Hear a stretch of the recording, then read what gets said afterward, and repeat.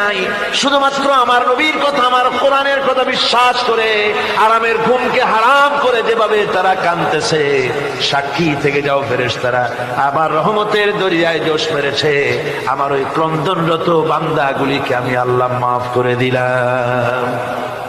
সুতরাং মুমিন বান্দা যারা, আল্লাহর মুমিন বান্দা, মুসলিম শরীফের হাদিসের ভিতরে এসেছে, গভীর রাত্রে, রাতের তৃতীয় অংশে আল্লাহ রাব্বুল আলামিন প্রথম আকাশে আসেন আর ডেকে বলেন, পৃথিবীতে আছো নাকি কেউ গুনাহ করে জীবন বরবাদ করে দিয়েছো, আমার কাছে মাফ চাও। ঋণগ্রস্ত আছো, অসুস্থ আছো, অপমানিত আছো, কে আছো মাজলুম, আমাকে ডাকো, আমার কাছে বলো, আমি ডাকের সাড়া দেব, জীবনের আশা পূরণ করে দেব। ওই সময় যেই সমস্ত লোকেরা কাঁদে তাহাজ্জুদের নামাজ পড়ে, আল্লাহ জিজ্ঞেস করেন ফেরেশতারা, অমুক অমুক দেশে অমুক অমুক বান্দারা কাঁদে কেন? ফেরেশতারা বলে, রব্বুল আলামিন তুমি তো ভালো করে জানো।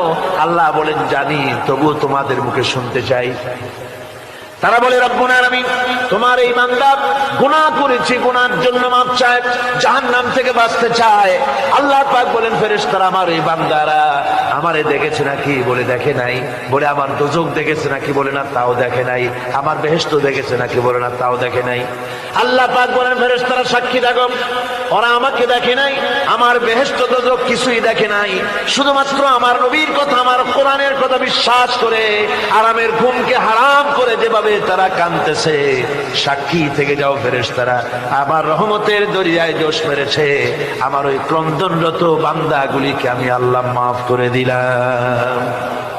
সুতরাং মুমিন বান্দা যারা, আল্লাহর মুমিন বান্দা যারা, মুসলিম শরীফের হাদিসের ভিতরে এসেছে, গভীর রাত্রে, রাতের তৃতীয় অংশে আল্লাহ রাব্বুল আলামিন প্রথম আকাশে আসেন আর ডেকে বলেন, পৃথিবীতে